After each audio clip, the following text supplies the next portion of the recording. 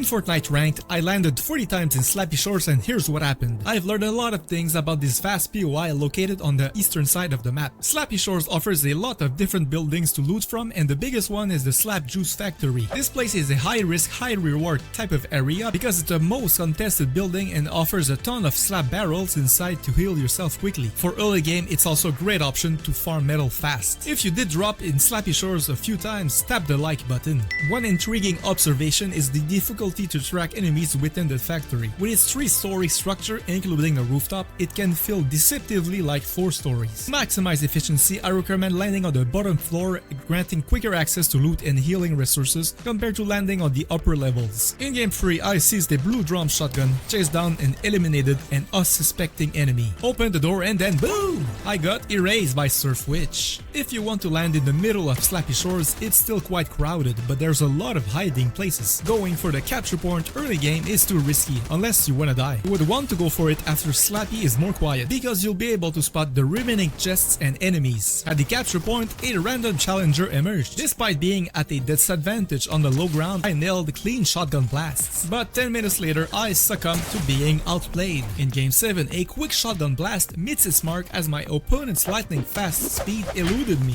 Game 8 was a masterpiece. I landed on Newman Bill, cornering him. A free kill on the stairs followed, and with laser focus, I swiftly eliminated another challenger. And yes, I claimed this crown. In the top 10, my MK assault rifle and combat SMG combo melted a foe. In the jungle, the final enemy shot at me, but blind firing in a random direction led to an unexpected victory. GG! Game 9 kicked off with a dude who must have overslept for his day job, sprinting like a caffeinated cheetah. Just when I thought I would escape the hustle, a relentless pursuer hounded me down a staircase, but guess what? I turned the tables, made him slip right into my trap, and boom, I got him. Just 2 seconds of euphoria later, I got embarrassingly pooped on. Yep. In Game 10, after wasting precious minutes on unnecessary edits, a revelation struck me. Why not unleash my AR and drown my opponent in a spray of bullets? A clueless noob, oblivious to the art of building, gifted me my second kill. Engaging in an endless skirmish with a sweat, neither of us emerged triumphant. Regrettably, I lost track of my foe. And then, 2 AM Batman, a kid, a player seemingly unfamiliar with the great outdoors, worded my pursuit of victory. 7 out of my first 10 games were hot drops, which naturally resulted in considerable chaos. On average, 6 players landed at Slappy Shores in each game, with the highest count reaching 13. Despite the crowded environment, it was relatively easy to conceal oneself since this POI provides numerous hiding spots, particularly on the north side, featuring an assortment of houses and buildings. Game 11, Slappy was my kingdom, 4 kills, feeling unbeatable. But then I got trapped like a fish in a 1x1, no chance to survive. Game 12 started strong, got my first kill, confidence soaring. Reality check hit hard, average player status returned fast. Game 13, I was striking again, 4 more E-lins, feeling the flow.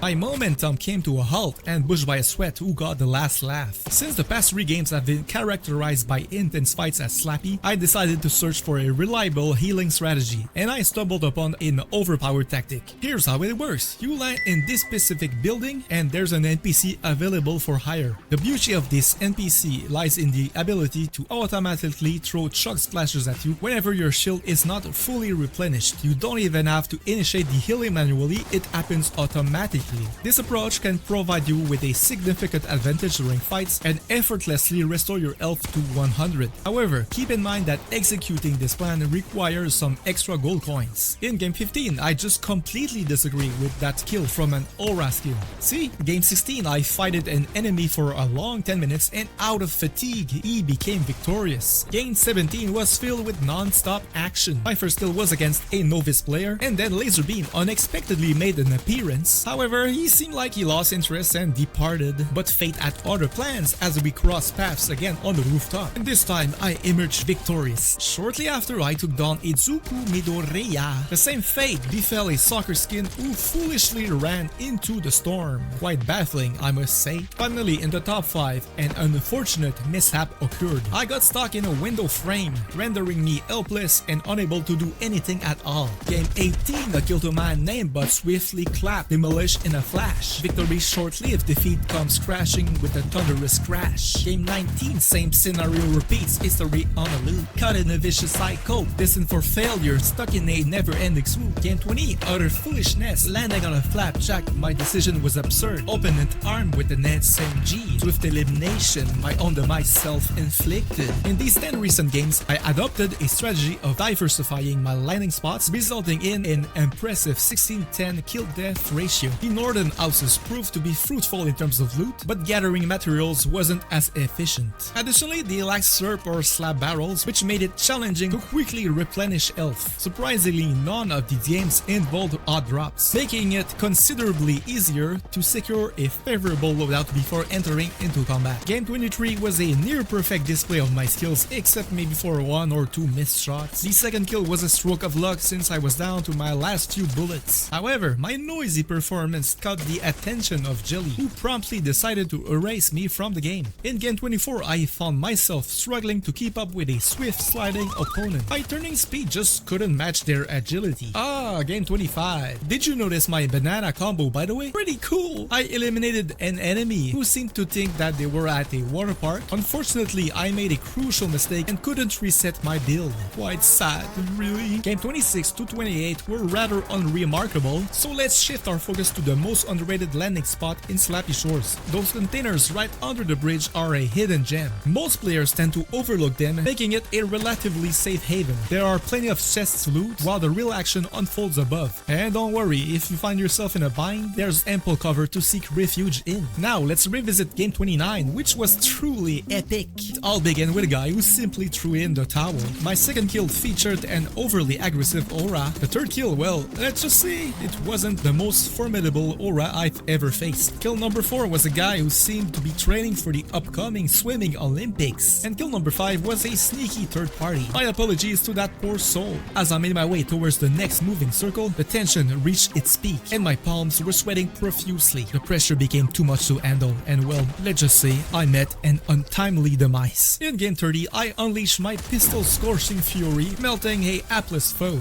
Little did I know that fate had a cruel sense of irony in store for me, as I soon found myself facing the same scorching demise. In Game 31, my new purple combo and sharp MK rifle skills secured me 2 swift kills. However, my momentum came to a sudden halt when I encountered Lynx on the stairs. Bro, you think you're the king? I'm the king. The crown on my head, I suddenly became unstoppable. Bullets pierced his walls and killing my enemies. Engage in a 1v1 shotgun battle, no problem. Well, Game 33, a long-range battle on a rooftop, ended with me being the winner. My shiny pickaxe deserves an assist on that fish stick elimination, but I didn't record anything for the third kill. Damn it! As we fast forward through the final 2 with a pump and slurps in hand, was my time to shine and get that second win for this video. Here I am, dead. Game 34, as you can see, my main drop spot is a slurp juice factory lately. Got 2 fast kills and then I choked. Game 35, I choked again. Game 36, I killed a bot and then I completely choked again. Game 37, guess what? I choked by choosing the wrong weapon first. What was I thinking? Game 38, I thought I was in control, but I made a terrible push. Do you really want to see the rest of the games? To summarize, Slappy Shores is a cool place to land, but it depends on your playstyle. If you prefer quick fights, it's perfect for you. If you play more casually or prioritize looting and reaching the endgame, Slappy Shores might not be the safest choice. Regardless of your preference, there are abundant chests, various buildings and structures to hide in, and even the most overpowered NPC in the game. What more could we ask for? For the next video, let me know in the comments which POI you want me to review next.